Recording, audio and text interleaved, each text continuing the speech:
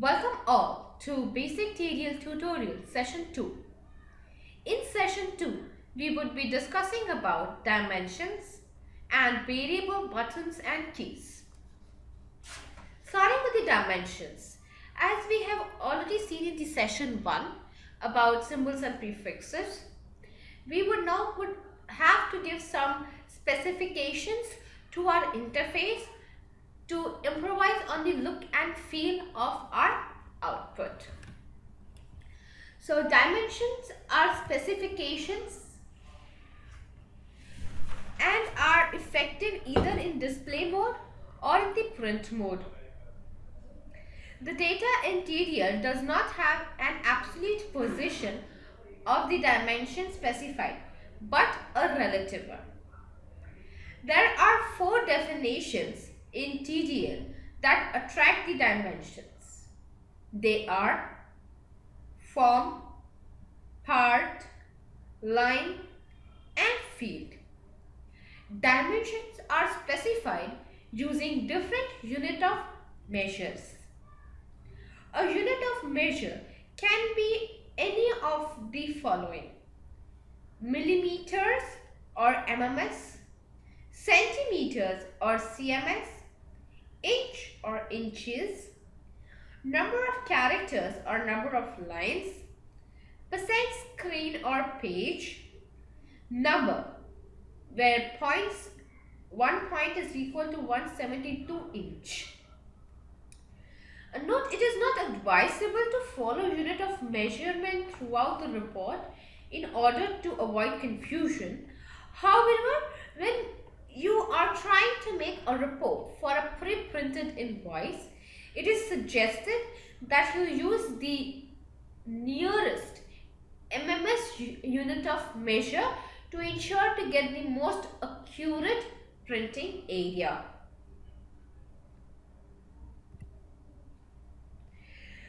Dimension attributes can be classified into 2 categories: specific and general. In general, depending upon the definition types, we have the specification of the dimensions along with their general dimensions. We have the sizing attributes, height and width, spacing attributes, space left, space right, alignment attributes, specific attributes, formatting attributes, and definitions. As you can see in the screen, we have tried to cover the sizing and the spacing dimensions. When it comes to sizing attributes, we have height and width.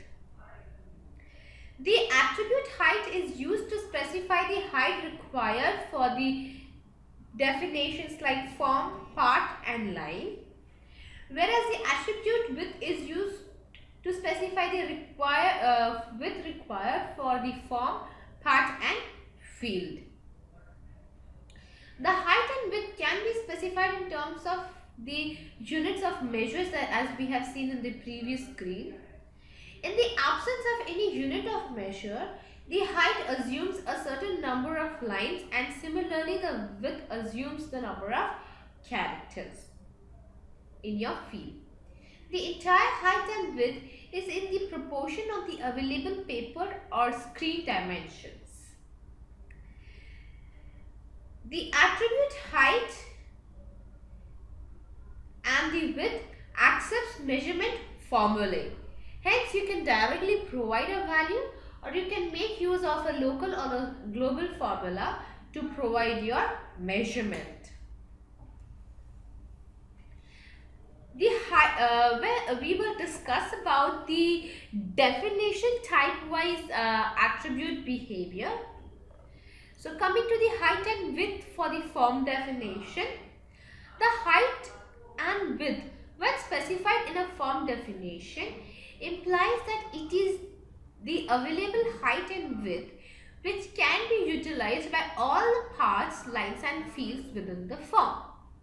If the contents of the part and the line exceed the the available height or width, the contents of the form are squeezed or condensed to accommodate the same within the available height and width.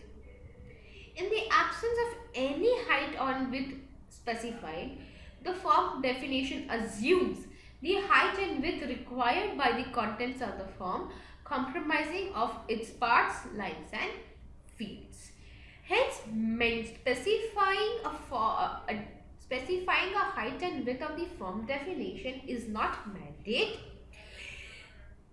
In case it is specified, the part, lines and fields will depend on the height and width specified at form.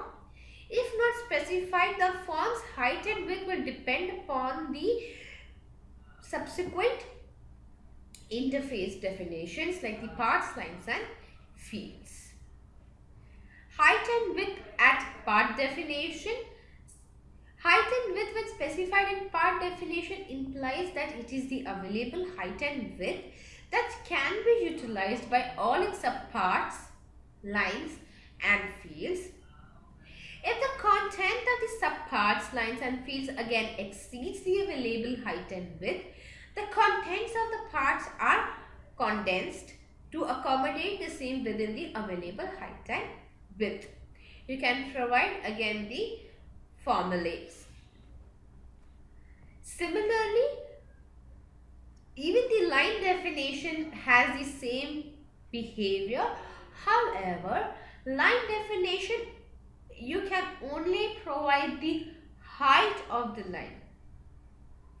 So when the height is specified within a line definition, it restricts the contents of the lines to the available line height. Generally, specifying the line height is not required since the contents of the lines are controlled by the part height. However, based on the requirement, a line height can be provided.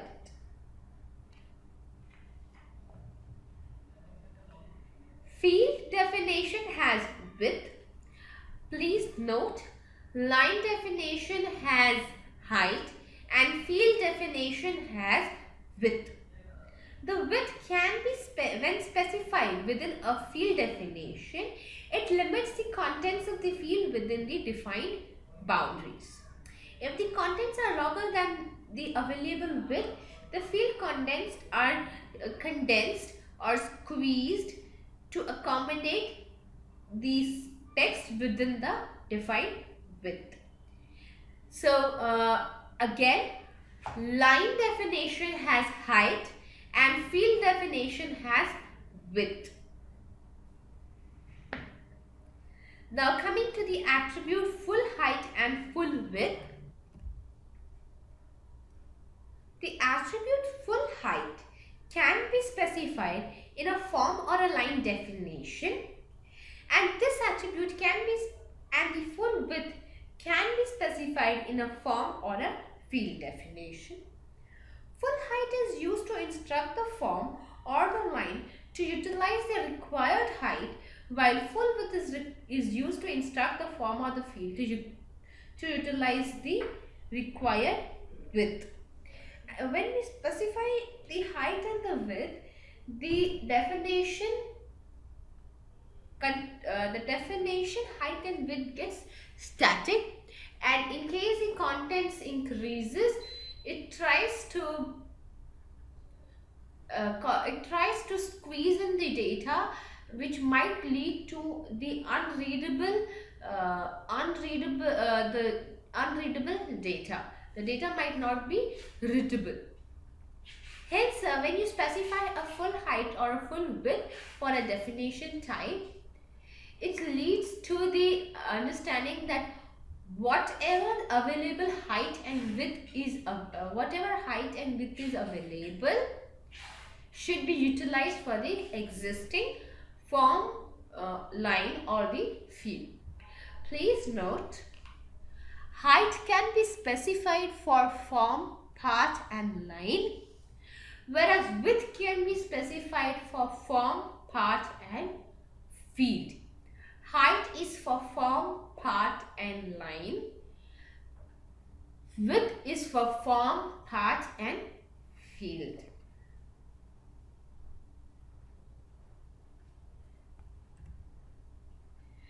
let's have a try it out. We will just create a very simple blank report to provide a size to it. So we'll just make use of the form, path, line and field, in which we will give certain height to see the output, and this would be a good hands-on for providing the measurements. So we just open our Tally developer. We'll continue adding the more files to the current folder. So we'll create a new text file and we'll say dimensions 1, right? And into the main file we'll say include dimensions 1.txt and close square. A file is got added. We will now start with absolutely hash, because we need to modify menu gateway of Tally.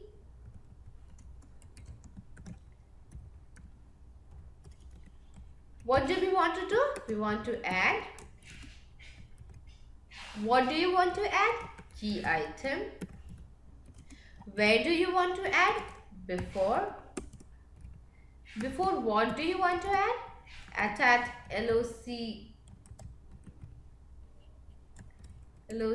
quit. What do you want to add? We will give the name as sizing, because we'll be making use of the size attributes here. We will say sizing report. What do you want to do? What do you want to do? Display. Display what? Size report. So we'll just give a meaningful name. We will say sizing attributes. Now, why isn't it allowing us to do this? What is missing here? Right. Add key item before LOC quit. What do you want to add? And what is the hotkey?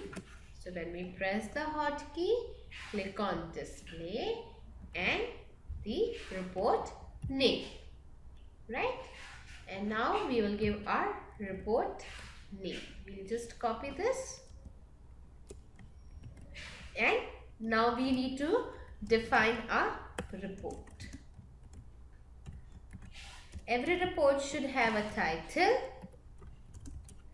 And we give the name report as sizing attribute report. What does a report contain? A report contains form, and we say sizing form. What does a form contain? Now we need to define the form.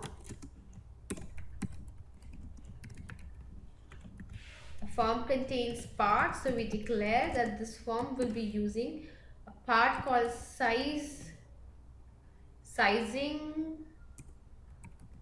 P1. Now what does a part contain? We need to define the part. Part contains line. Line unique. We'll provide 2 lines here. So we'll say ln11 and sizing ln12. We just giving this so that we can see the height and how does the height impacts the how the line how the height provided and the width provided impacts our report. So now we open the line definition. Sizing ln11 field sizing FLD 111. Please note, I'm just providing very generic names. You have to give meaningful names. Field sizing FLD 111, and we'll provide a set as. It says this is one field in line 1, and now we provide that, define another line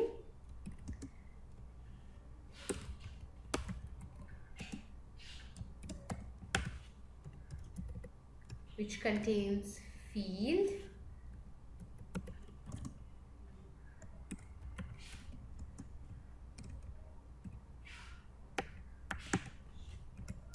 now define this field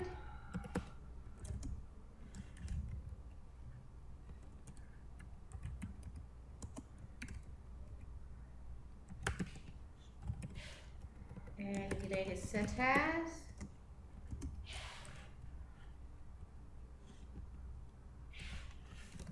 This is one field in line 2, right? And now is where we start our work. So we start providing sizes to this. So we'll first use full height attribute at form level.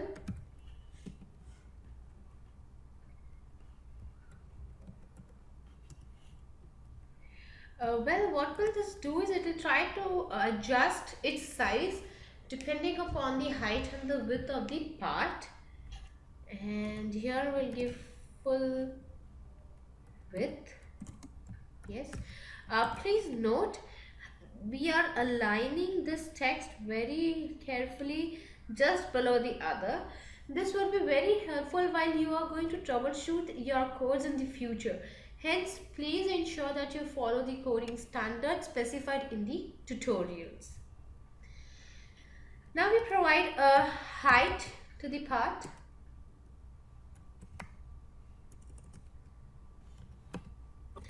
And we say let it be 50% of screen, and width let it be 75% of the screen. This line's height we would define as 80% of the available screen, and for this line the total of line 1 and line 2 should not exceed 100% of the screen. Obviously yes, because the height of the part is 50%, out of which 80% of the line's height will go for line 1. So line 2 we can provide, say, we'll give 15% height, 15% of the screen. So 5% we just keep it aside, as in the if we might do some formatting in the future. And this field width we give as, say, 15% of the available screen, and to this field we provide a width of,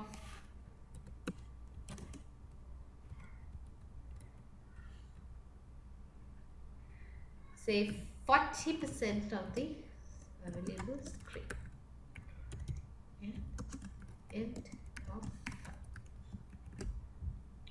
fine. So we'll just execute tally. Control F5 executes tally. I'll just close the available application. Tally is open.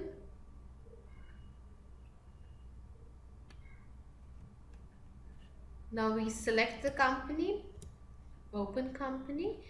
Here is where our sizing report is available. We just press enter. Do you notice this? The sizing attribute. This is one of the field. You notice that the height that we have provided to this line is why the things are getting condensed. Now we'll just change the height of this field to say 40%, and now see the output F12 TDL F4.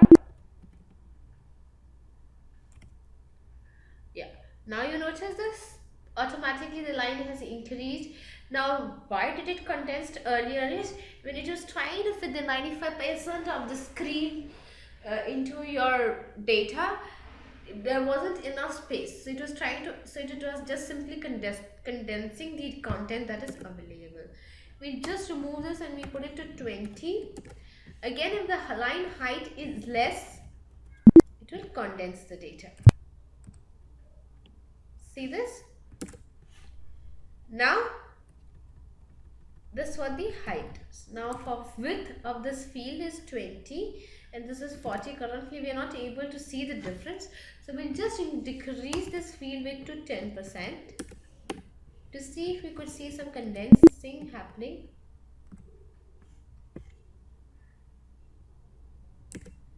Not yet. So let us this is the field width, so we'll just change this from 15 to 5% of the screen. F12 product and features, F4 accept the screen, shortcut. You notice this, it's got condensed. The 5% of the screen is too less for the data to be displayed. We'll just change this to 10%. Now you'll see there is a little difference here, yet the data might not be very clear here. So this is 10% of this available screen, this is 40% of the available screen. So this is how it differs, right? So I hope everybody is now clear with the sizing attribute that we have in Tally. So sizing attributes can be specified at form, path, line and field. Form level we can specify height, width, full height and full width. Part level we can specify height and width. Line level we can specify height. Field level we can specify width and full width, right? So this is how what we have for sizing attributes, and we have created a report about the same. Now talking about the spacing attributes. Attributes like space top, space bottom, space left and space right are used to specify the spaces to be kept to the top, bottom, left and right of the definitions. Space top and bottom can be used at form, part and line. Space top and bottom can be specified at form, part and line. Space left and space right can be used at form, part and field. When space top and space bottom, space left and space right are used in the definitions, these spaces are including the height and the width of the definition. So in case the height of our part is 20% of the screen and you give a space top as 0.01%, this 1% is a part of your 15% height of your part height. So whatever 15% less 0.01% is available for you to adjust your further definitions. The attributes space top, space bottom, space left and space right are used in a form or part by leaving the appropriate spaces before displaying or printing a form. These spaces are included in the height and width of the form definition. You might be wondering why specification is given including the height and width of the form definition, right? You will come to know about it very shortly, but please note space top, space bottom, space left and space right is a part of the height and width of the form definition. So these spaces are including the height and width of the form definition of the definitions. Line definition, we can provide space top and space bottom, which leaves the appropriate spaces after and before the line, and these spaces are also inclusive within the height of the specific part in which the current line definition resides. So if my part height is 10 and the line has a space top and a space bottom of even 1% of the screen, the part area which is having a height of 10%, the content space available for writing would be only 8%, because 1% goes to your space top for the line, another 1% goes to the space bottom of the line. Clear? Right. So I'll just repeat once again. The attribute space top and space bottom, when specified in a line definition, leaves the appropriate spaces before or after the line. These spaces are inclusive within the height of the specific part in which the current line definition resides. If the height of the part is unable to accommodate the same, it compresses the line to fit it within the available height. It tries to fit it into the available height. Similarly, we have space left and space right for the field definition, and it leaves the appropriate spaces before and after the field. These spaces are inclusive within the width of the part and the field. If the width of the part is unable to accommodate the same, it compresses the fields within the parts and the lines to fit it within the available width. Now you might be wondering why we are stressing on inclusive of height and width, inclusive of height and width, inclusive of height and width, because we do have another attribute, spacing attribute, called indent. Indent can be specified at line or field definition. Indent also leaves a space from the left, as the space left does. However, it is similar to a tab key, which is used to specify a starting point for the line or the field definition. Hence, the indent to the space left is exclusive of the width.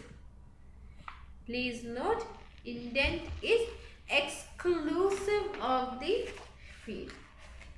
As mentioned, the indent attribute can be used at the line definition, and it leaves the space from the leftmost margin. However, after the indent is where the line definition will start. So that becomes the starting point for the line definition to place its cursor. After which the space left acts upon, and if you have specified space left, then the space left starts. Indent is also available at the field definition, and it is similar to the space left attribute, except that the attribute indents the field independent of the width of the field. In the initial part, when we were talking about the space left, we clearly mentioned that the space left is inclusive of the part width, whereas indent is exclusive of the field width or the part width. It can also take a formula or an expression for its measurement value, and this kind of indent is typically used for the reports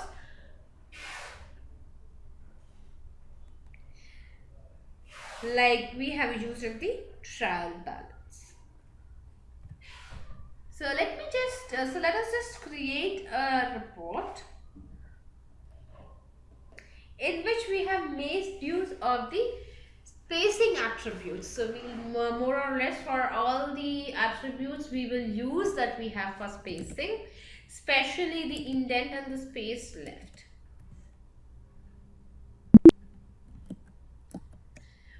Now what we would do is we would just create another new file and we would say spacing, because we are making use of the spacing attributes. And we will include this into the main file.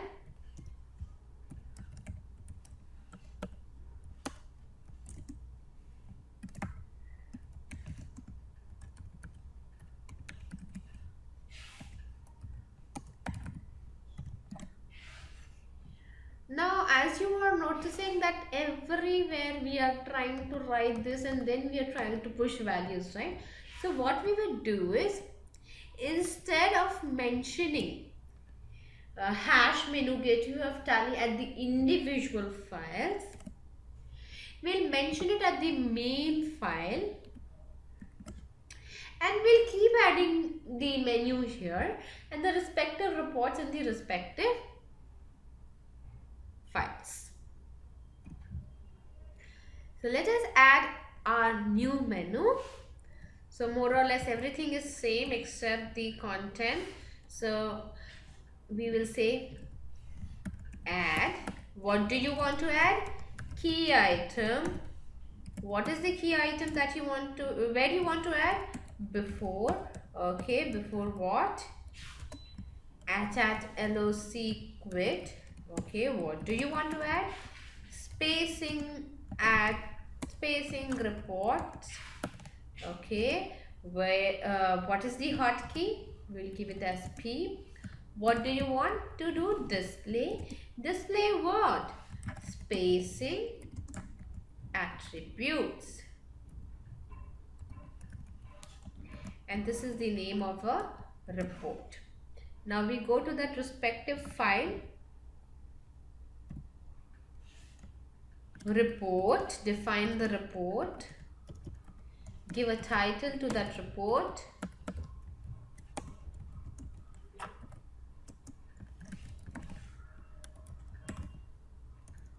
What does the report contain? A form.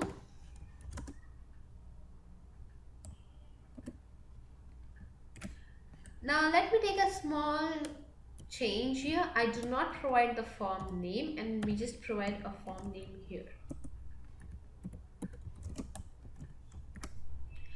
Will this part of the code show error? As in the chapter when we were talking about TDL components, we also discussed about a basic hierarchy of a form of a TDL report, where we spoke about report contains form, form contains part, part contains lines, line contains field, and field is where we display the data, correct? So now what we have to do is,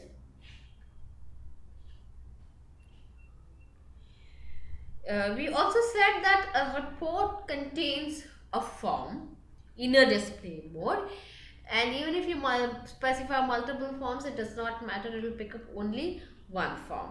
However, when it comes to print mode, there's a possibility of multiple forms. Hence, TDL has been made intellectual.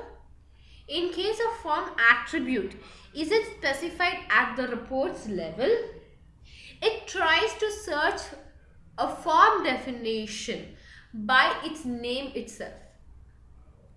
So if you do not specify a form attribute, it will try to search a form by its name, spacing attributes.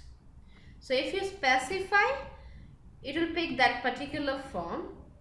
If you do not specify, it will try to search a form of the same name.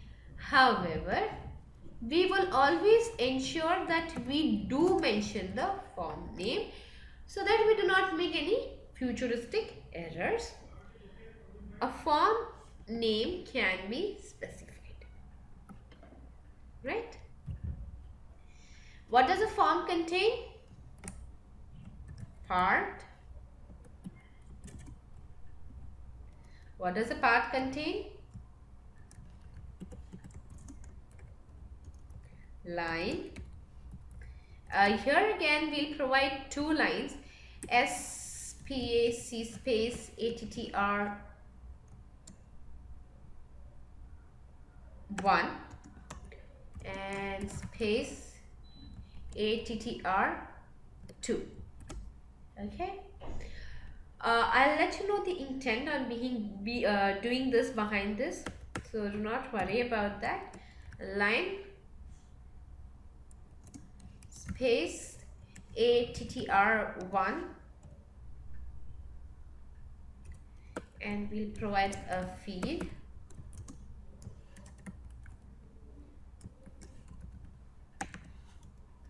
And this field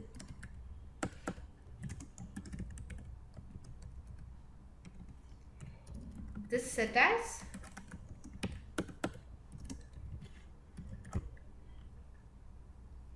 here we will specify the width of the field is 10 and space left is well, we just increase these width of this. We say the field width is 20 and the space left is 5 so that we can notice the exact difference. It's 20% screen and space left is 5% screen. Unless we do not provide a height and width, providing a space left or the spacing attributes will become meaningless. So what we will do is we provide a form height and width. So we provide a height to the form and we say it is say 60% of the screen and the width is 50% of the screen, where part width we provide space left would be say 2% of the screen, space right would be say 3% of the screen, space top say 10% of the screen, and space bottom say 5% of the screen. And we'll ensure that all the colons are just below each other so that the futuristic troubleshooting of the code gets easier for us. This field width we will provide 20% of the screen,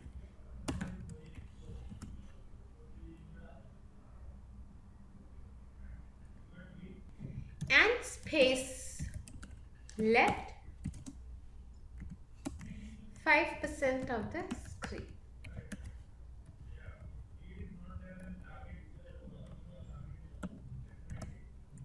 Similarly, now we will define line 2.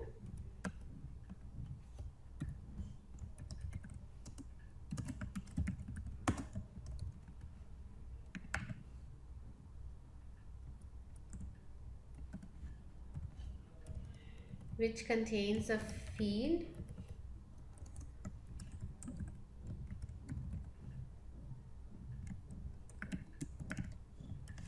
and this field definition.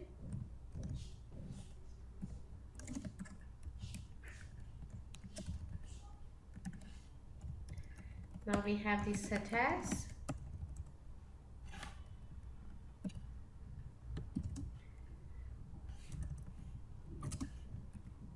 First, we'll just copy paste what is available.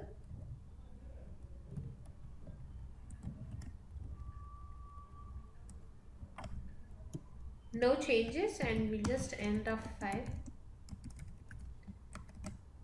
We'll just go to tally and refresh. Here we have these spacing reports. Enter. You notice this? It's exactly the same. Right. And now we'll do a small change here.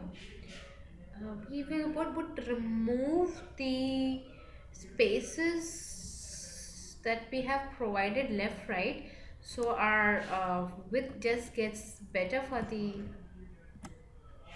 field. We'll just refresh this. It's getting better, and we can just increase this size to say 40%, and this also 40%. We're just trying to show you the screen looks neat, tidy. You can see it is just intact just below the each other with the space left. Now see the difference here. In the field 2, we change this space left to indent, and please note the difference. Right now both were just under each other. The width of the field that started with just under each other together, right? So it was very perfectly created, correct? Now we'll just refresh this. Now see the difference between the indent and the space left.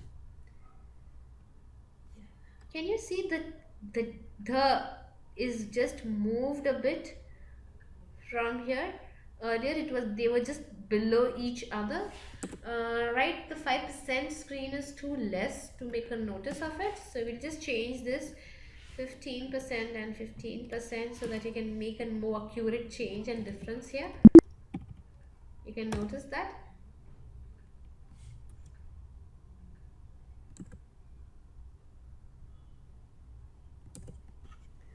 The is a bit more. Yeah. Can you see this? There's a difference here. It's the tab space of the indent which excludes what we have for our screen. We can increase the width. We'll just increase the width to say 100% screen. We can have a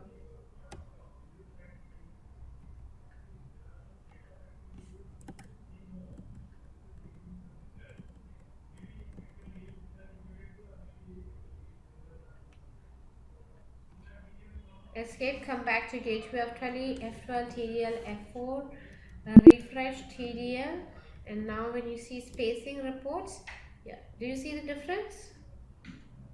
Right, there's a difference here. The is just not below each other. Absolutely right. So this is a difference between a space left and an indent. So when you talk about space left, the space left is inclusive of your field width, and indent is exclusive of your field width.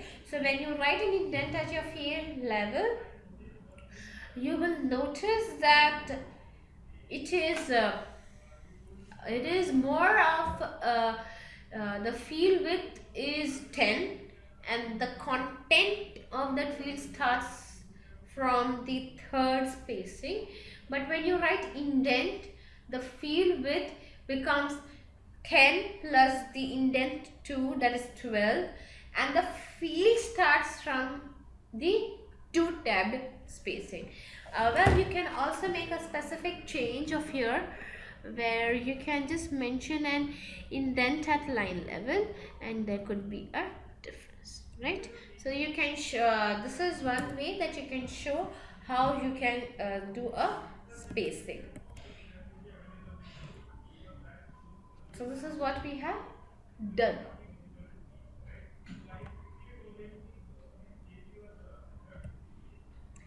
Now comes the alignment attributes.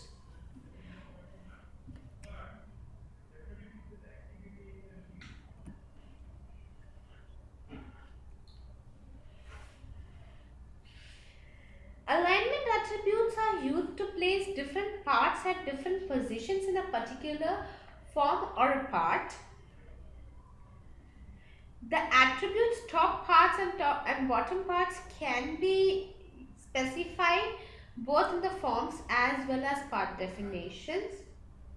Whereas attributes top parts and bottom parts, left parts and right parts can be specified at the form definition, part definition. So the alignments attributes that we have are the top parts, bottom parts, left parts, right parts. Where top part and bottom part can be specified at the form level, whereas top parts and bottom parts, left parts, right parts can be specified at the parts level. As we had mentioned in the earlier session of the TDL component, a form contains vertical parts, that is the top part and the bottom part. But when it comes to a part containing part, it becomes horizontal, that's the left part and the right part. If this left part further contains part, again they become vertical parts and they become the top part and the bottom part. Further, if these bottom parts and top parts have parts, it becomes again horizontal.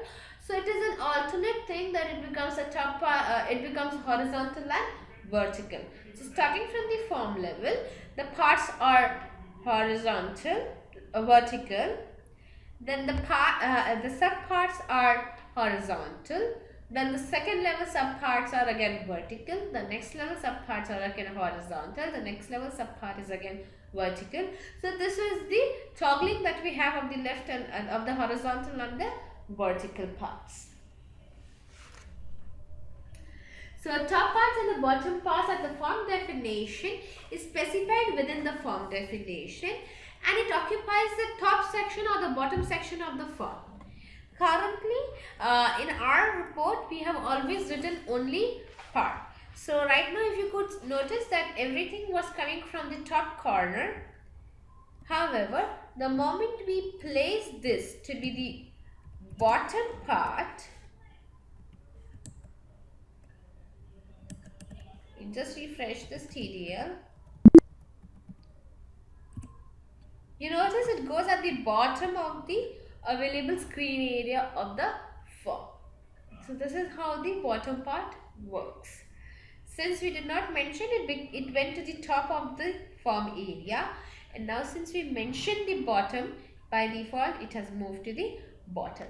So if you do not mention whether it's a top part or a bottom part or a left part or a right part, a default alignment is top left. So if you specify it to be bottom and to be on the right, it will move accordingly.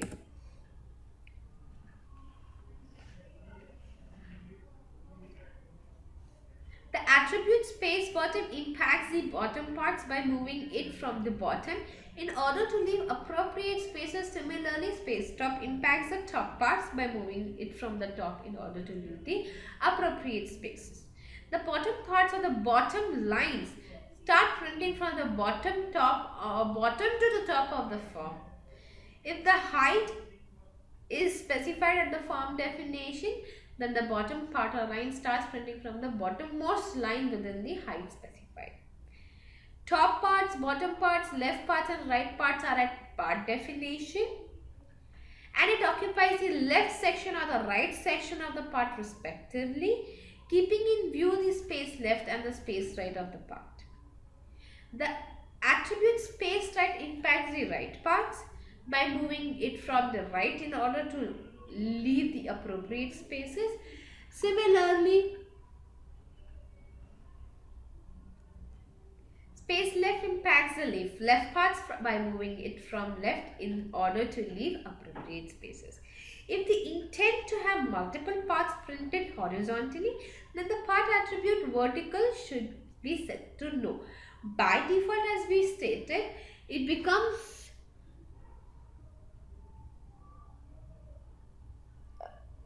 by default, as we stated, it becomes horizontal paths or vertical paths. At any given point of time, you want to change the position of the subparts.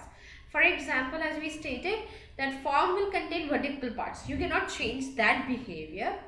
However, the subpart that the next part creates, you can change it to vertical. Yes. So by default, if the top part has two more parts, it becomes left and right part. You can write an attribute called vertical colon yes, and it makes the part top and bottom instead of left and right. So you have a choice of mentioning a vertical attribute at part level to change the positioning of the parts from top bottom to right left by saying vertical yes or vertical no. That can be provided.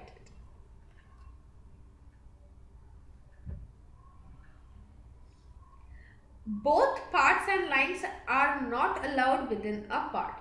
So by mutual understanding, you can either provide a line, or you can either provide a part. So that is what we stated when we were talking about the basic hierarchy of a TDL report. So let us just restate or reframe the revisit the basic TDL hierarchy.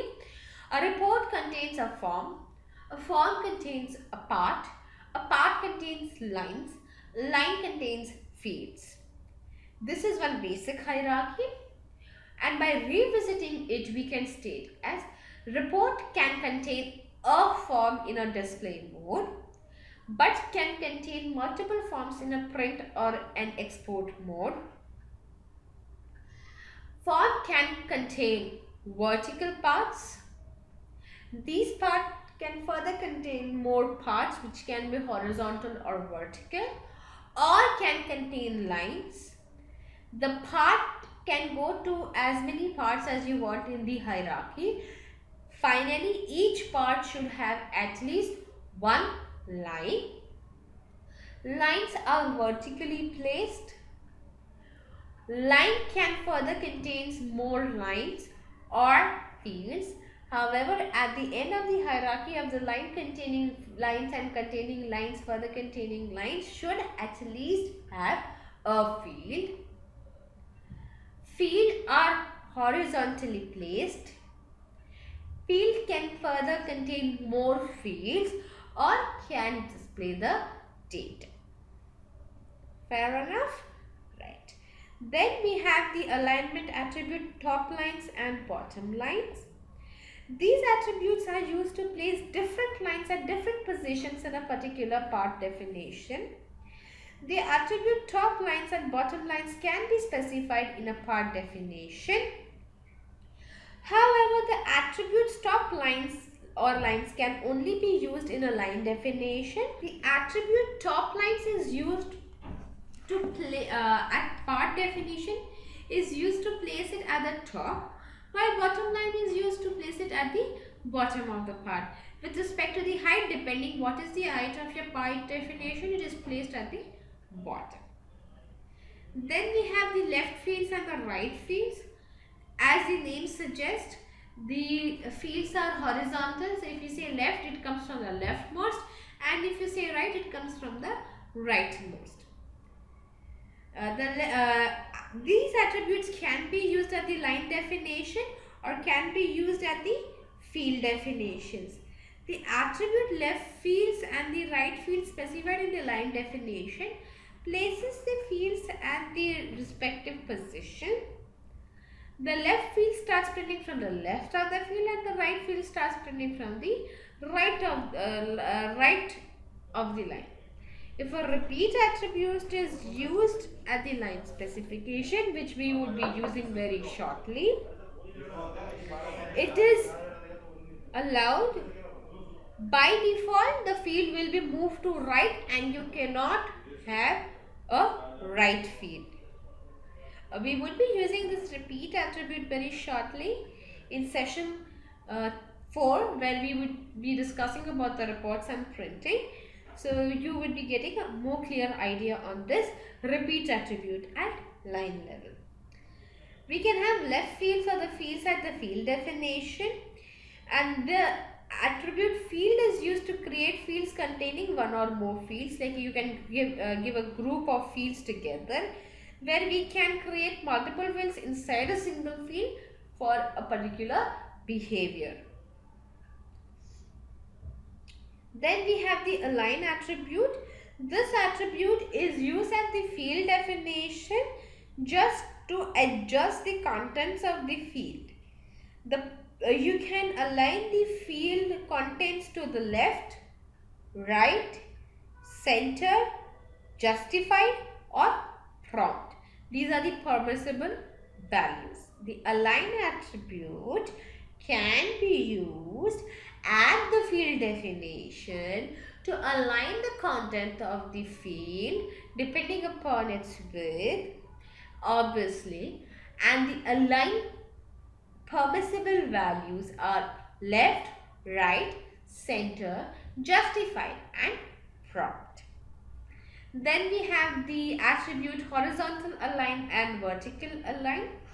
Again, these attributes are alignment of the form or a part, horizontal alignment for the form or of the part horizontally, while vertical align sets the alignment for the form vertical. The alignment of the form or a part across the width of the page is set by the attribute horizontal align. So by default, if you have noticed, all our data is coming from the center of the screen. That means horizontally and vertically the form by default is placed in the center. You can move. This is what is being discussed. You notice it is right from the center of the screen and we do not have an option to that, right? It is right now from the center of the screen, right? So what we can do is, what we can notice, we can move this by placing it, aligning it horizontally and vertically. Depending on the width of the form and the page, the form or the part can be displayed, leaving the equal amount of the space on the left and the right of the form. The alignment of the form across the height of the page is set by the attribute vertical align, and the default alignment of the form is the center on the screen and top on the print. Depending on the height of the form and the page, the form will be printed, leaving the equal amount of space top and bottom.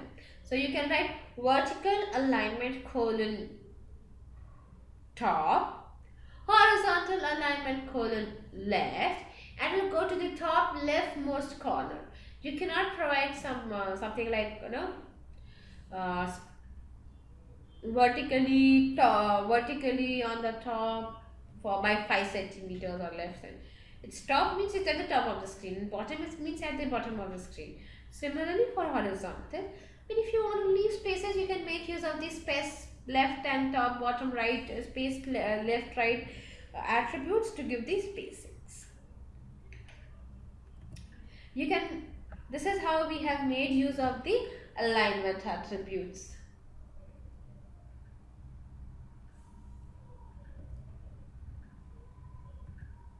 Now you now can create a report of your own and ensure using each alignment attributes that we have.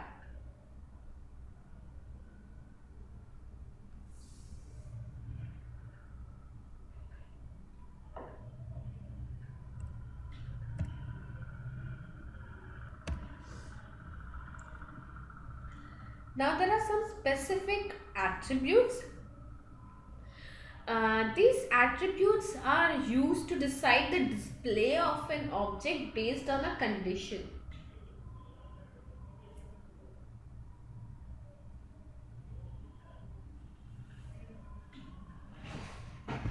First, we discuss about the inactive attribute. This attribute can be used at field and button definition. When the attribute inactive is set to yes in a field, the field loses its content. That means the content isn't displayed, but the size of the field remains intact. Similarly, in cases of button, the button becomes inactive and you can see the text is grey color.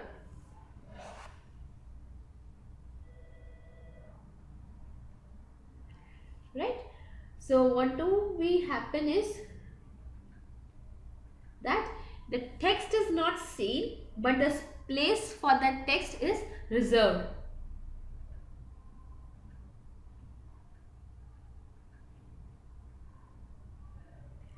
Now comes to invisible. Now what is the main difference between the invisible and inactive is,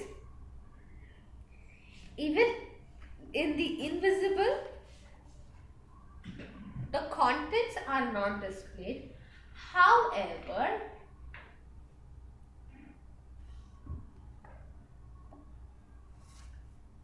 the space for that content is not reserved. That means if the field width is 10 and you say inactive colon yes, that field width will be maintained in that report. However, if you give invisible, the field width will not be maintained and all the fields will move to the left of the content. So that will move. Right? That's how we give. So is it that we can only give a yes or a no logical value? No. You can also give a logical formula. So this is an example that we can provide a logical formula. Please do try this out. You can provide 2 fields in a line. You need 2 lines, each line containing 2 fields, each field having the same text, and one text in one of the field you can write inactive yes, and another field you can write invisible no, and see the difference between the invisible and inactive.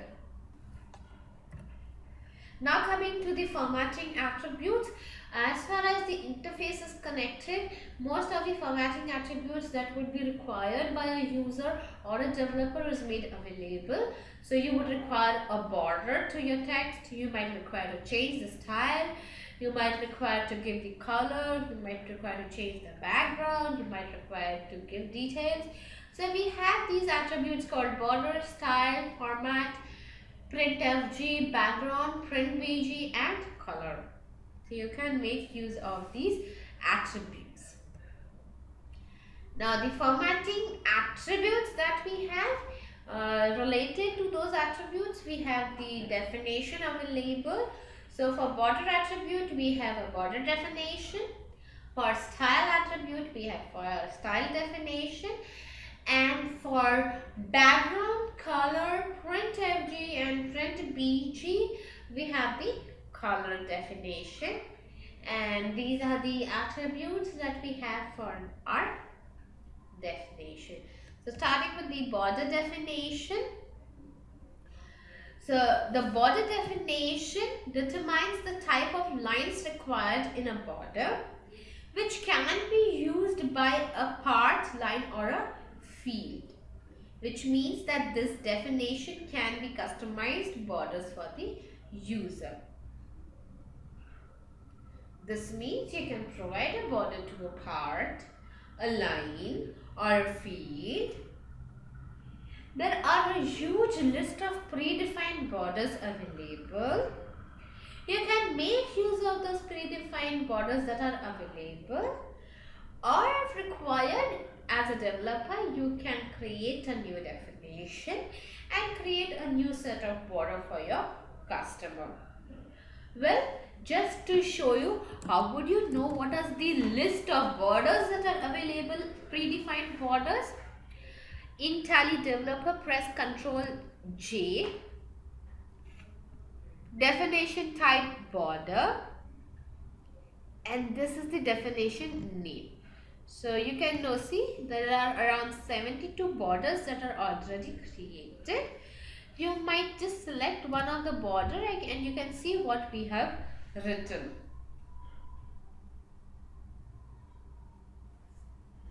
So Control J and you say border and you say column titles. So this is what we already have. So values that we have are predefined for the borders, and the attributes that you can use is the top, bottom, left, right, color and print FG. Top, bottom, left, right and color is very simple to understand. What it does is top means what kind of border you want at the top of the border, bottom what do you want at the bottom, what do you want at the left, what kind of border you want at the right. Color identifies the color of the border that you need on the top, bottom, left, right. That's the color you need. Print FG is for the border when the report goes for the printing. Please note the everything that you can see on your screen, specifically the colors, might have to differ when it goes for the printing, specifically because most of our customers use a black and white printer or a dot matrix printer. The color is meaningless. So what you see on your screen as a color might not would not print the same when you see on a paper, specifically when it's a black and white printer. Hence we have given separate attributes in itself.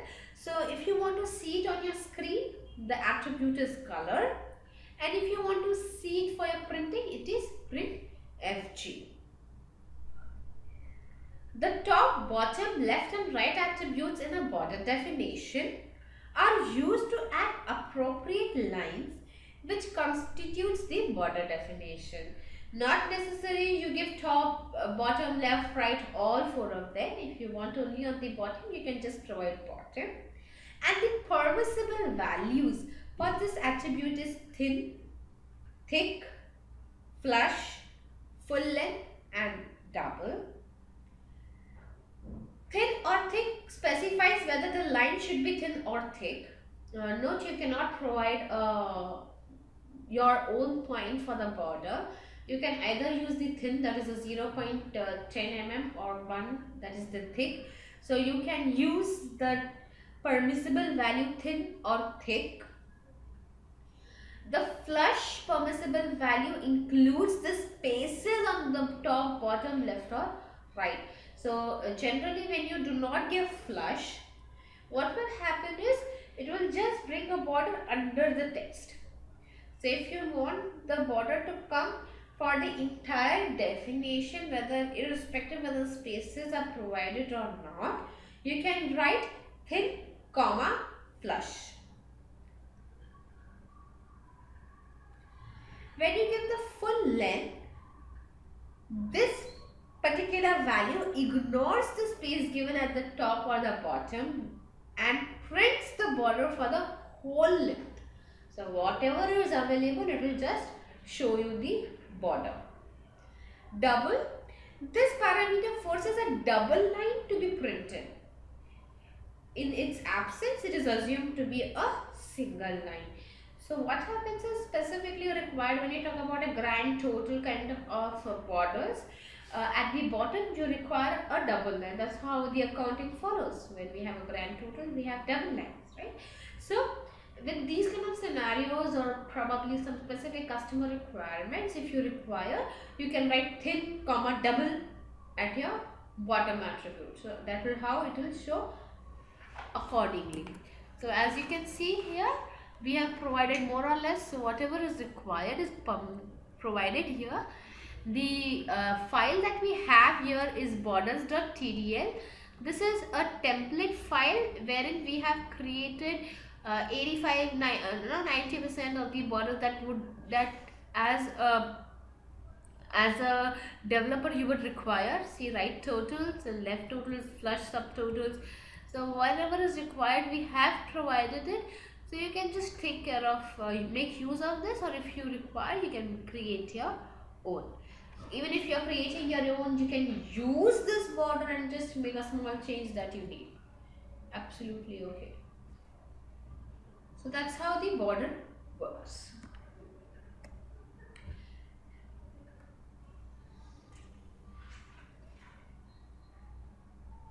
Then coming to the style definition. Style definition can be used at the field level because it takes care of the content, the text output. How would the text appear for your display or the print? So based on that, you can provide the font, whether it should be bold, whether it should be italic, whether it should be, what should be the height of the content. So that's what you can provide. So the style attribute in the field definition is used to format the appearance of the text with the field both in the display and the print mode, provided the print style attribute is not used within the current field. So if you have there are two attributes that you have at your field level, that is the style attribute and the print style attribute. By default for printing it takes the style attribute. However, if you provide print style attribute at your field level, then in your display a different style can be used and for printing a different style can be used. However, the definition type will be same, style attribute. So the style definition has 4 attributes: font, height, bold and italic. Where font attribute, this is a generic name of the font supported by your operating system. A font is a system dependent and we do not have any control over them. However, one can select the required fonts from those are available at your operating system. So whatever your operating system is allowing is what you can use. The font attribute can be a hard-coded text or could be a logical formula that you need depending upon your operating system type. Whereas customers using Windows based, you can provide say something, and for not Windows you can provide something. Well, we do have certain conditions that you can provide for that. And height is nothing but whether it should be 9, 10, 11, 30, 40 depending upon your utility again. Whether it should be bold. No, we have something called as bold colon yes. That's what it needs. That's the bold colon yes when you write. It's a bold colon yes, because whether the text should be bold or not. Italics, whether the text should be in italics or not. We do not have any attribute called underline. You will have to make use of a border to the field for making it underlined. Right, so these are the 4 attributes that we have for our style attribute. Then we have the color attribute at the border at the field definition. We also have the color attribute and border definition. So the attributes are color at field and border, and the way you create the definitions for them is also absolutely the same. So the color definition is useful to define the foreground or the background color for a form, part, field or a border, both in a display as well as print mode.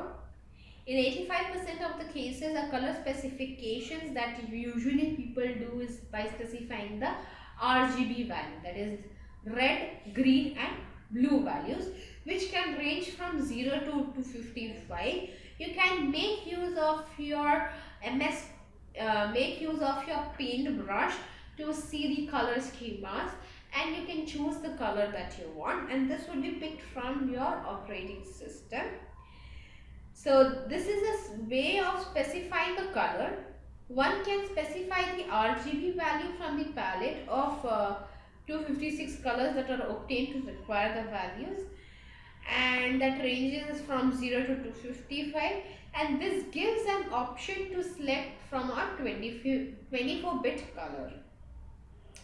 So you can choose your color you want and you can give a name to it and the RGB that your palette is providing you. And it gives you the color. Similarly, the attributes, although are background and print PG, the definition will still be the color. The only difference will be when you give the background as an attribute, while display that would be the background, but while printing there will be no background. When you specify a print BG is when specifically a color for a form will get printed, otherwise it will not get printed. Please note, even when you provide a print BG at your attribute level, if the printer is a black and white printer, it will not have any color. Obviously, when there is no color in your printer, how can Tally is just supporting your printer. So if your printer is a black and white printer, Tally cannot print a color to it. Right? Similarly, when it goes with your print FG, the color of your text can be changed by printing.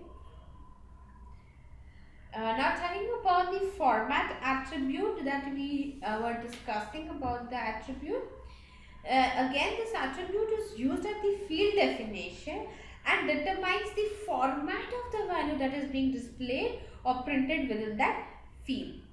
Depending upon what kind of output your field provides, the format of that output can vary. For example, if you want to view an amount, say you are just viewing an amount, it's 100 rupees. That's an amount that is getting displayed. But you want to see whether it's a debit amount or a credit amount, so that's a formatting you can do. Say you want to say that amount is nullified to 0. So by default there would be displaying something as 0 there. You don't want to see that 0, so you can remove the 0. See the value that you are seeing, you don't want to see comma, you can remove the comma. So we do have a lot of options like that.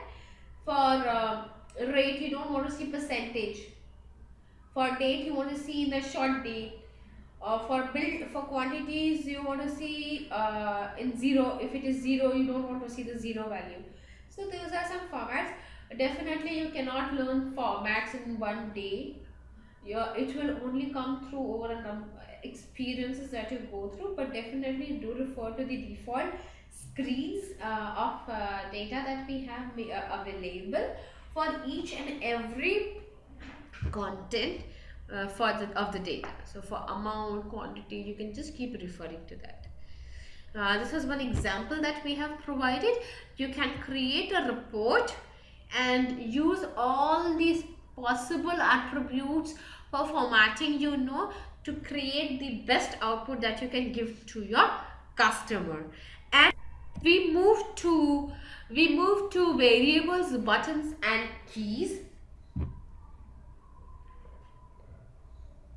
So here we end with our beautification part, and slowly we are moving towards on getting into something backend of our Tally.ERP 9. So now we start with the variables, buttons and keys. They are just associated with each other.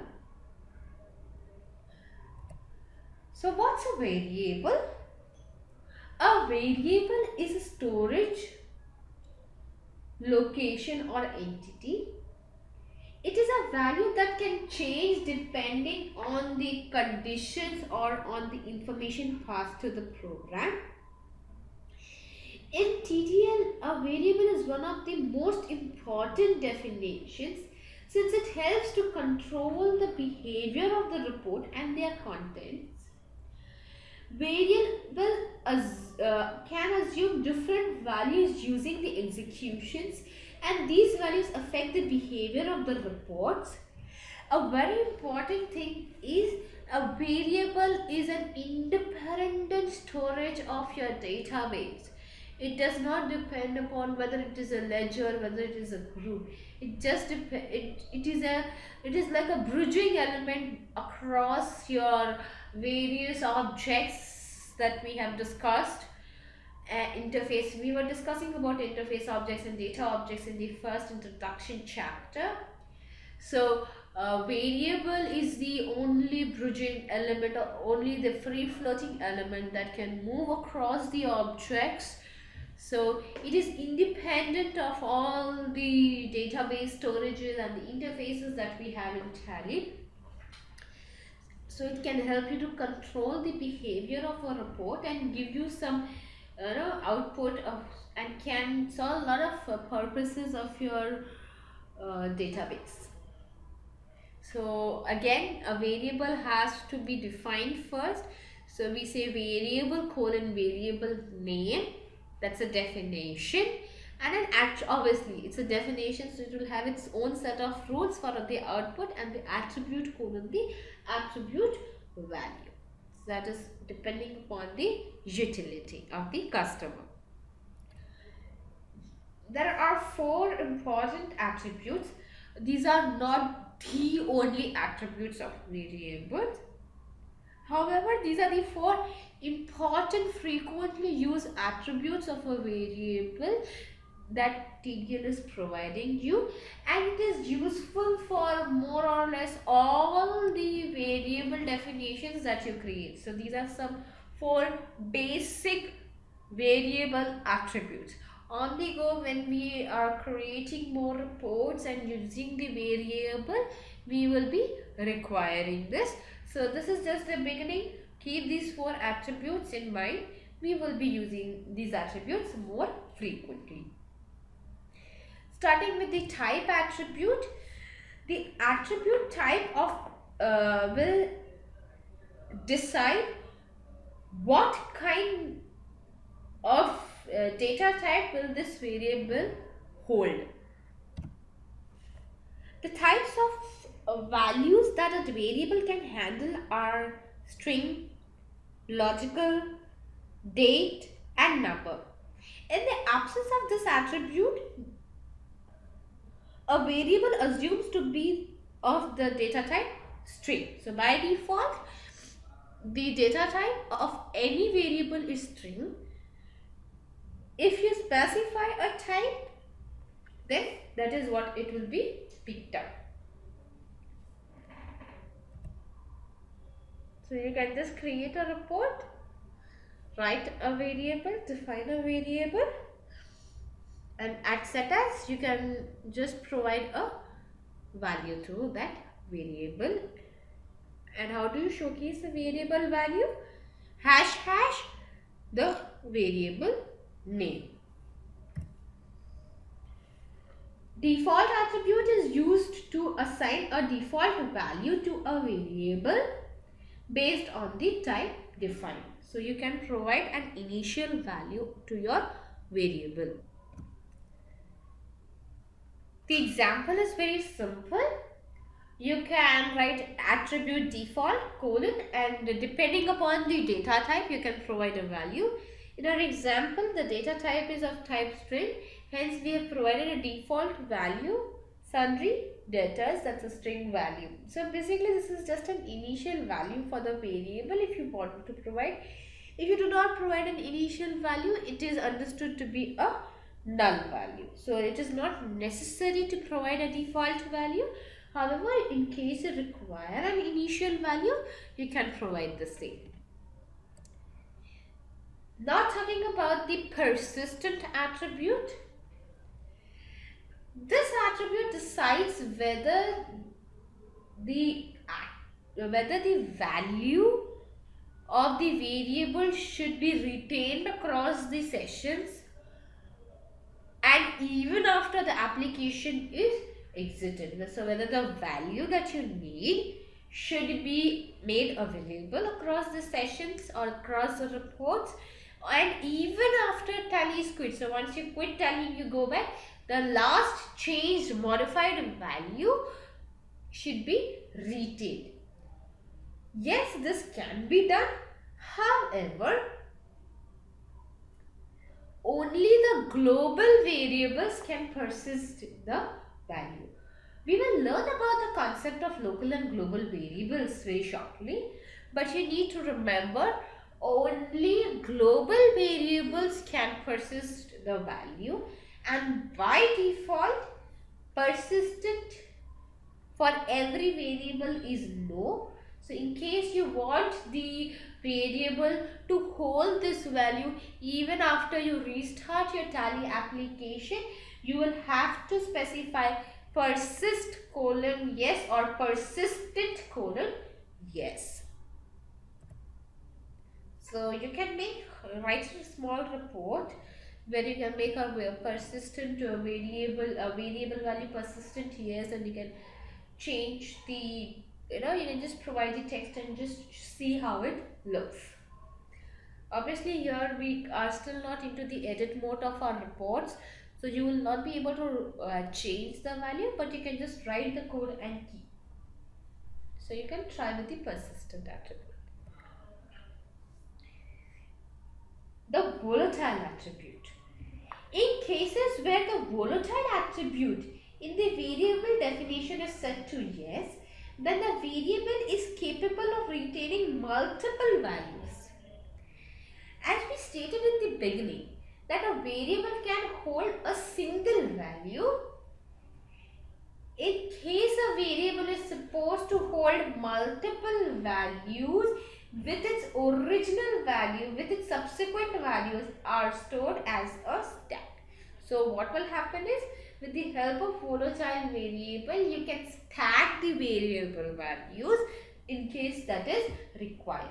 And the default attribute value is yes. So what will happen is, even if you don't specify volatile colon yes, still it will behave like a volatile, because by default every variable is a volatile. So what happens in this case? Like, if you do not specify any type for a variable, the default data type is string.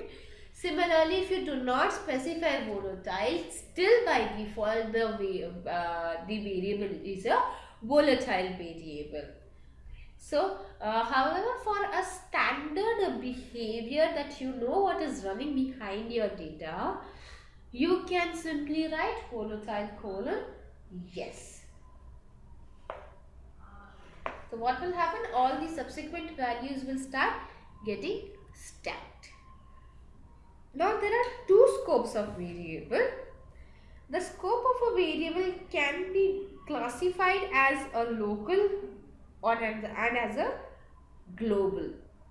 And the third category is field acting as variables. That's the last concept of the variable that we have. So what's a local variable? A variable is termed to be a local variable when it is associated to a particular report. This means that even if that variable value keeps changing multiple times, the value will be specific only for that current report or its components, that is its parts, form, part, line and field. It is not mandatory for a local variable to have an initial value, as I specified that it is not necessary that you specify a default attribute. You can only directly provide a report colon variable, and you can give the initial set a variable value if you need. You may provide, you may not provide, depending upon your utility. Then this is a scope, local scope. You can just write a sample code and write it down. It's a very simple thing. You write a report, form, part, line and field, and you specify at report level the variable name and set the variable value. So that's a very simple code. Again, this can be written by you without any difficulty. Now coming to the global variable. A variable is termed to be global variable when it is defined under a system variable section. So any variable under system variable is termed to be a global variable. So that means anything under system, it is a global variable.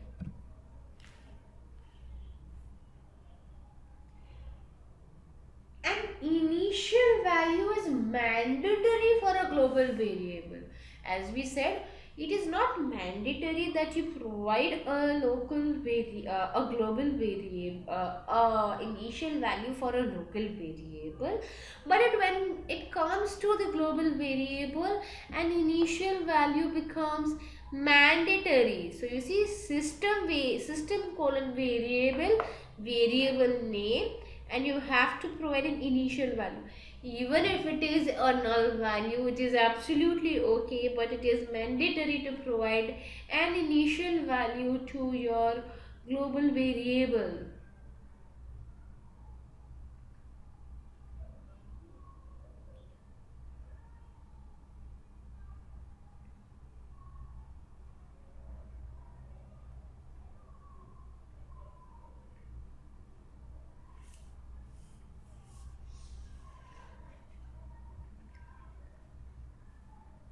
So what will happen is you can just reset the initial value at report level by using the set attribute at report level, and you can just write a small code on this.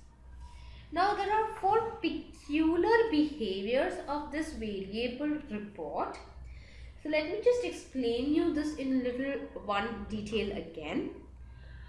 All the variables that you have can be a global variable depending upon your utility.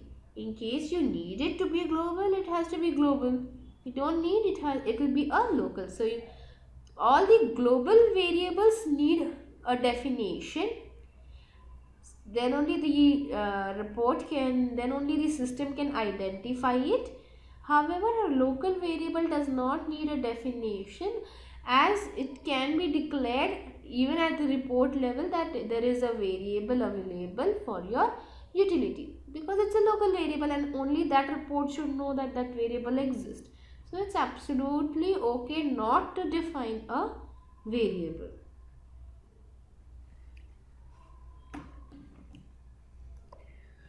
So there is something called as local variable.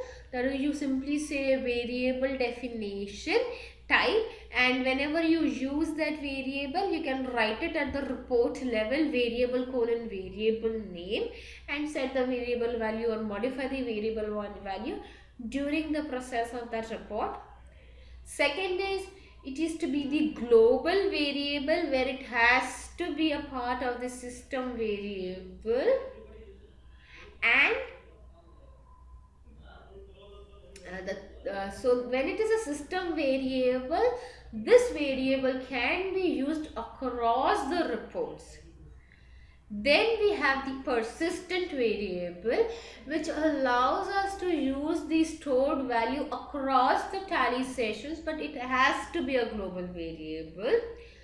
And it is a global variable, but depending upon the requirement, you can make it as a local variable by explicitly specifying it at that particular report definition. For example, we just take a simple example that we have in Tally.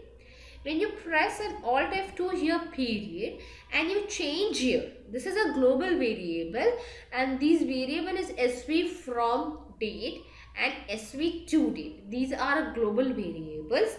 So generally when you change the period here, this changes the behavior across the entire tally.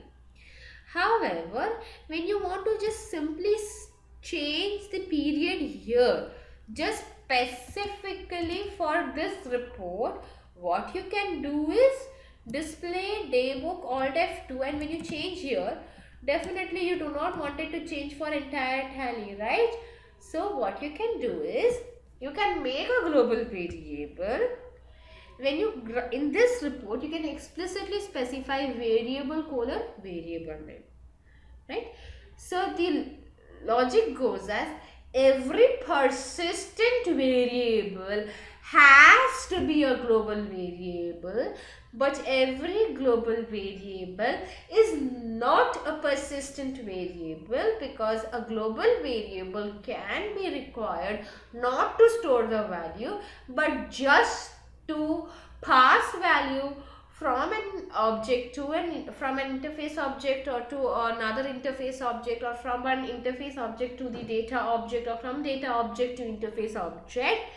So a variable when has to pass values across its interfaces to different interfaces, then we require two different objects, TDL objects. It has to be a global value, but if it has to store a value, then it has to be a persistent value. So every persistent variable has to be a global variable, but every global variable may not be a persistent variable, right? So we would be starting with our field acting as variable. The utility of the variable, we will be doing it very shortly when we start with our buttons and keys interfaces. So field itself can be made as variable behavior. What will happen? Why do we have something called as local variable? We have something as global variable. Then why do we need field acting as a variable? The behavior of this kind of variables are required when an immediate effect is not when an immediate effect is required. Now there are two mandatory things. There is one mandatory thing for every variable, the data type, and the field will have the data type for storing values. So the data type would be picked up from the field itself.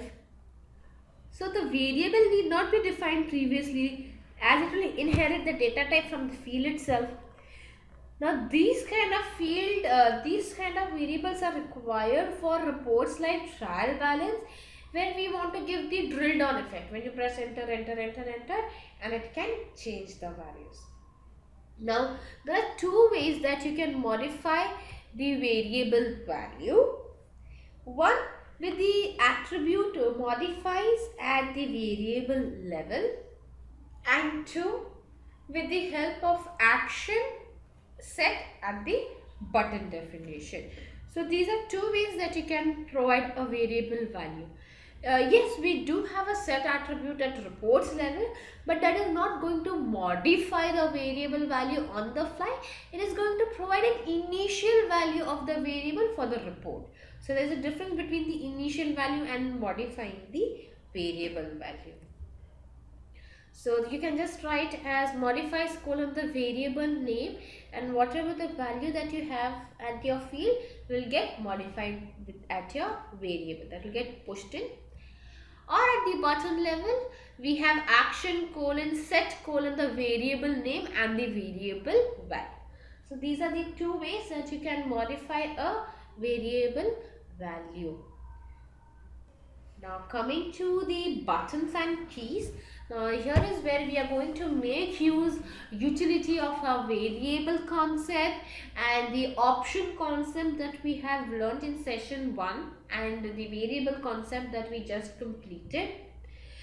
So the actions in TDL can be delivered either by activating a menu item, by pressing a key, or by activating a button.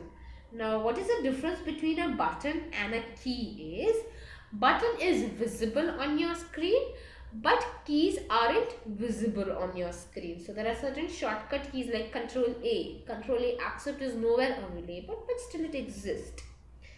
The definitions of both keys and buttons are same, but at time of deployment, keys differ from the buttons. So the way you define it is absolutely the same. However, when you use them, it will differ.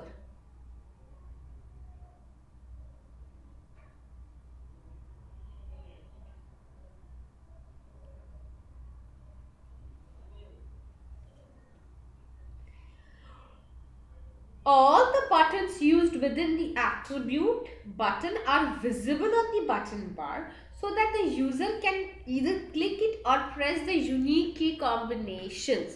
So when we go to Tally, the one that you see on the left, either you can press to it or you can make use of the shortcut key F4 to get the screen. So there are two options, either you click on it or you press the shortcut key. That's the button that are visible on the button bar or the unique key combination.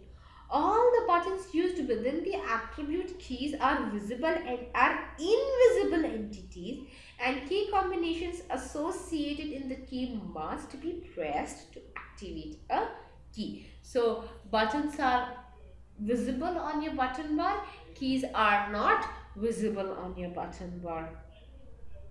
Those are hidden key combinations. So to activate a button you can click on it, but for a button you have to press it. You need to give the clicks.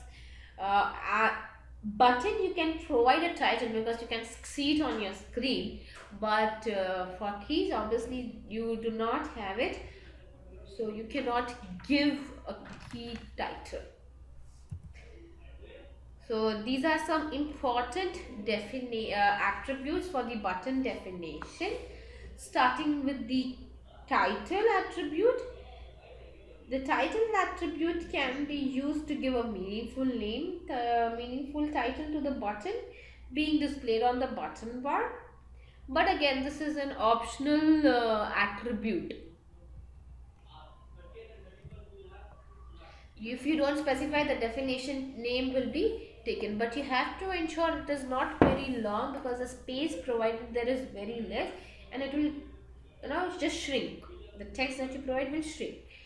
Then the key. Now the key attribute is used to give a unique key combination which can be activated by pressing it from the report or menu, and this attribute is mandatory if action is specified in this definition.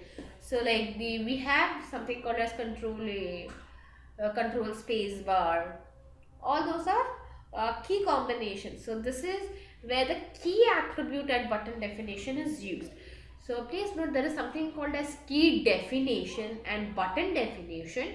Both these definitions have key attributes, and the behavior of this key attribute is absolutely the same in both the definitions, right? So do not get confused between the key attribute and the key definition, because the behavior is absolutely the same. Only difference would be that you cannot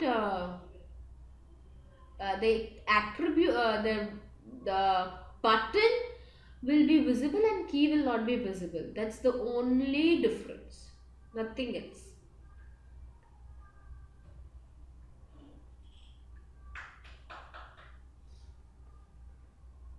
The action attribute is used to associate an action with this button, and every button or key defined is for the purpose of executing certain predefined actions. So there are some set of actions. Action is an attributed button. There is a predefined list of these button actions which can be used to perform various activities. While we were discussing about the specific attributes in active, we also discussed about it having can also be used at button definition. So you can just make use of inactive with a condition here, that what condition should it be inactive, and it will work accordingly. You can provide a condition. So this is an example that we have. So let us just try writing a code after we complete the identifications for the key combinations that are permissible for buttons and keys. All buttons with a key combination of control plus key will have double line. So as you can note in Tally, you have something called as control. There's something called as Q underscore. So when you press control Q, it will quit the screen. So that's how it behaves. Then there is a alt plus key. So alt will have a single line. So if you want double line, it's control. If you want single line, it's alt. It can be a combination of control or alt with the function key, but not shift key. So you can have control plus something key like Control F4 or Alt F4 or Control A or Control Q, Control Z, Control Spacebar, Control Enter. It can be a combination of these two when it comes to your button, but it cannot use Shift key. You cannot have a shift for a button. Button with a shift key cannot be used, as button is not identifiable as defined in Tally. Tally cannot identify the shift. So for Control it is double line, for Alt it is single line, but for Shift it cannot be identified, so it will be an error, which means that I can use the Shift key if there is a key to be used. Control Shift A, that can be done. Control Shift Enter can be used. So if it is a hidden key that you do not have to display as a button, yes, you can use Shift, but otherwise you cannot use.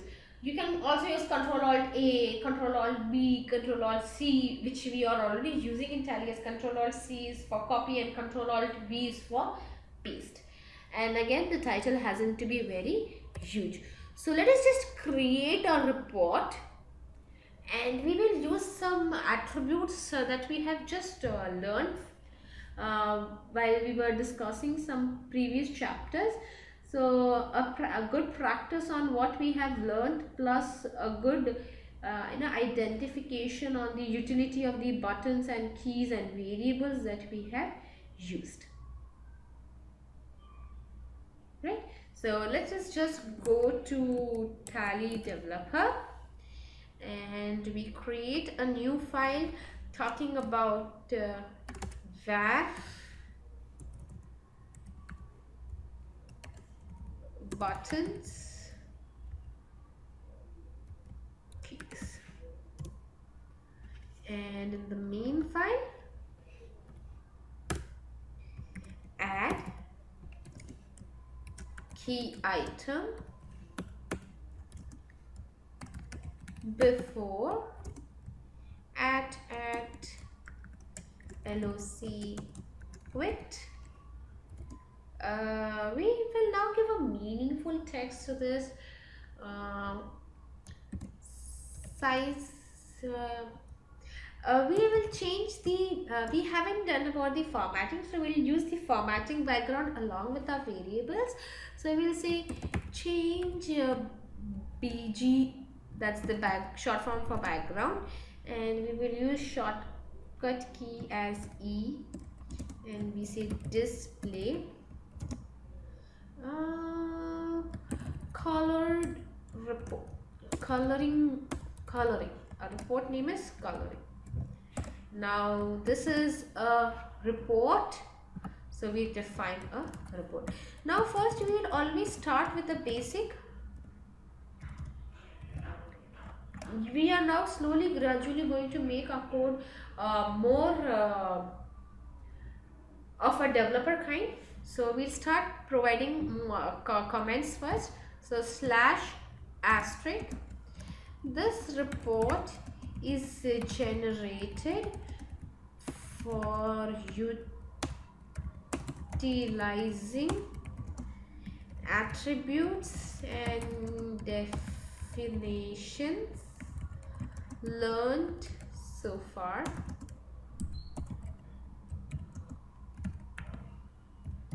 This would cover following concepts. 1. Variable. 2. Button. 3. Formatting definition. Color. Formatting definition color. And 4.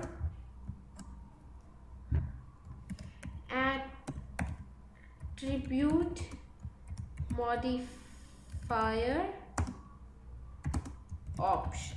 So these are the 4 things that we are going to use in this report, and our comment is closed. So this report is generated for utilizing attributes and definitions learned so far, And this would cover following concepts, that is the variable, button, formatting definition, color, and attribute modifier option. In case we use some other concept, we will add that too. Now we will give the title to this report. We will give color. Now we need a form. Every report has a form, and we give the form name as colored. Now form definition, right? Now form has part. We give part 1 in case we might feel to use more parts.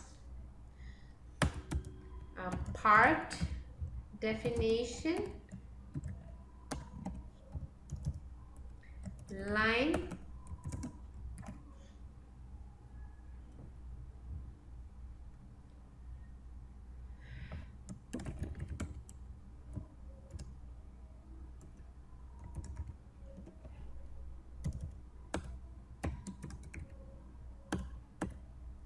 line definition. Line contains field and the field definition.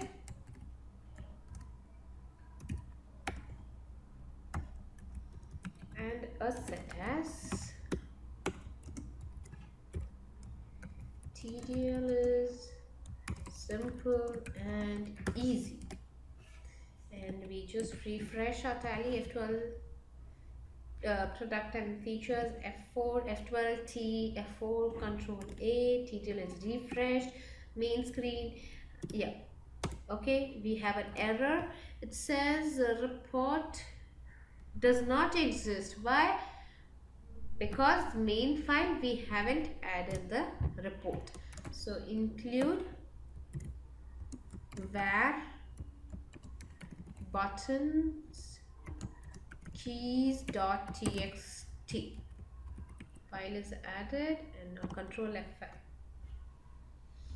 So this is how you have to troubleshoot your code to understand how and when you are getting errors. Definitely it is not simple at initial stages, but gradually you will learn how to troubleshoot your codes. So please do see how we are troubleshooting our codes also. Now we select and press H. This is a simple code. Now what we want to do is, when we click on the button, the color of the form background should change. So first of all, we need a button definition. So we open, you say button, we say color button, we say color. Button needs, we discussed button needs a title. So we say color, we right now give a basic, say color. We need a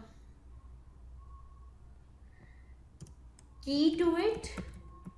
So we say CTRL, we say Alt, ALT, Alt, plus C, and action. What action will we provide? Now, button is one interface. The initial chapter that we discussed about, there are 4 interface elements. Remember, we spoke about 4 interfaces that we have: menu, report, button, and table. So these are 4 different independent reports that we have, right? These are 4 independent interface objects that we have. Now to associate a button to a report to a report interface. So button is one interface, report is another interface. So to associate these two, what is the only element that we discussed? The only element that connects a variable, that connects an interface, an object to an object is a variable. Absolutely correct. So what can we do is, so first we will introduce a variable, and we will say color var. Okay, but we'll make it of type string. And well, when I write type colon string for a variable, it is going to be a local behavior, but button is one interface and report is another interface, so we need to make it as a system variable.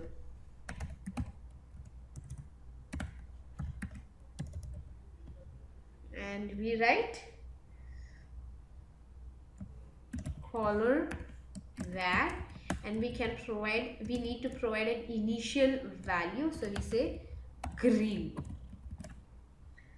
So this is how you provide an initial value and it becomes the initial value.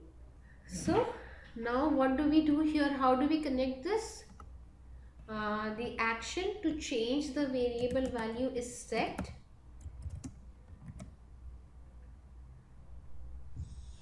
Variable name and the variable value. So we will give the we'll give the variable value green. So we have done that. But again, the button definition is merely existing, right?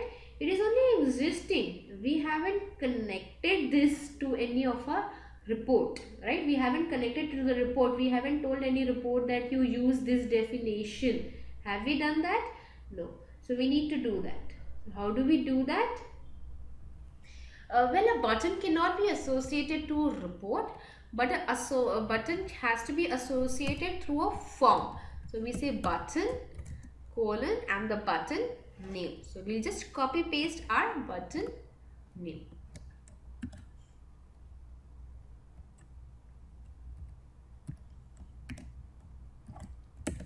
And we'll refresh F12 TDL F4. We might get errors, we might not get errors, but we'll see what is happening. See, on the top we have this.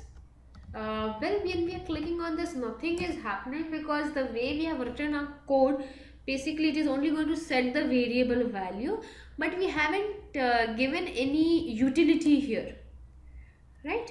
So what we will do is, at form level, we will provide an option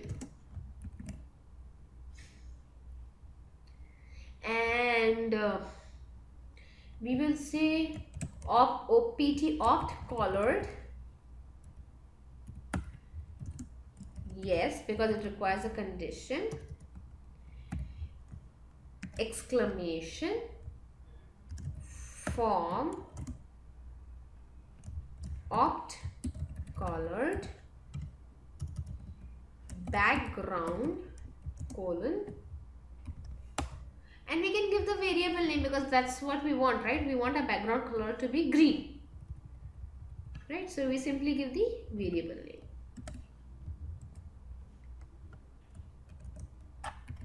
And what we will do is, instead of giving this green, we'll make it blue.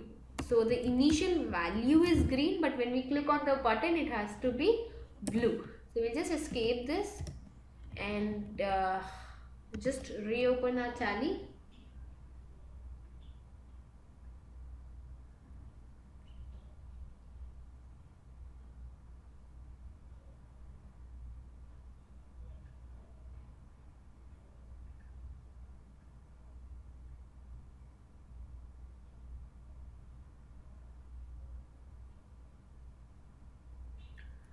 Select company, Control H. Right now it is green. Now press Alt C. It is not working. Why?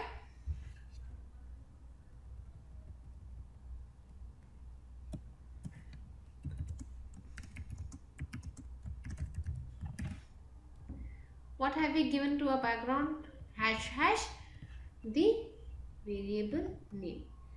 Well, our variable name that we have provided is incorrect.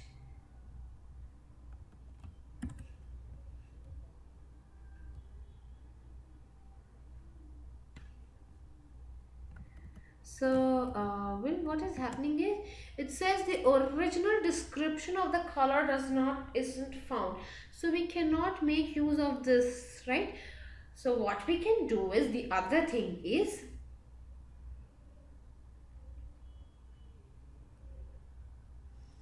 so this means we need to give a static value here. So we say make it blue. But now if I state this to be a static value, here we need to provide some condition, right? So what can we do for this is, well, we'll make this report more logical. So instead of our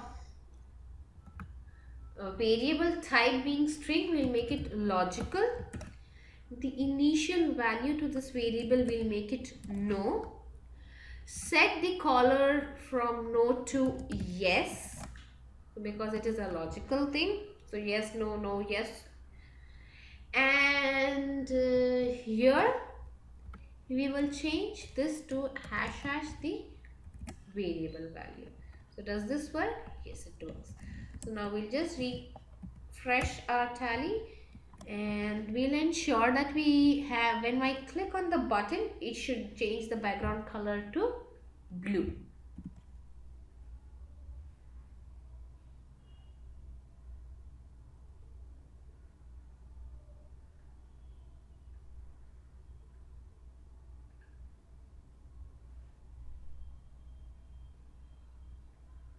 Select company, change. Initially you see there is no color, but when we click on this it becomes blue. But when we click back on this it should become no, right? So what do we require here is, right now it is a static value that is happening. So what do we do is we change this hash the variable value and not of this variable value. So if it is yes, what is not of yes? It becomes no. So again it's a logical thing, and so we'll just refresh this and again H. Now when we click on this, no, yes. Now this is no, yes, no, yes, no, yes.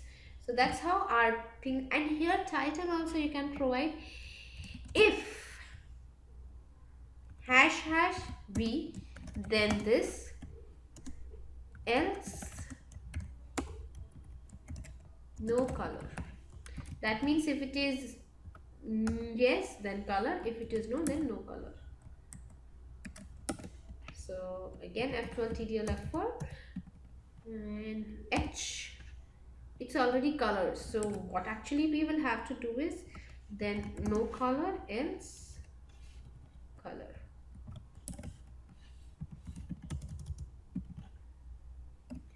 So right now we have color. So when you click on no color, it becomes no color. When you click on color, so this is how you can make a code working, and it is very simple code, isn't very complicated.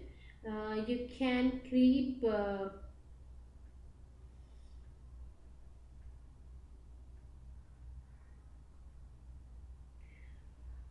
you can now keep trying and creating new reports of your own, like trying this. This is one simple code that we wrote where we made use of our variable and our options and our background color formatting, right? So we made use of the formatting attribute background. Similarly, you can use anything. So what we have done is we'll just go through report, title, form, path, line, field. Then we created button definition, in which we provided the key that we needed, we required. Then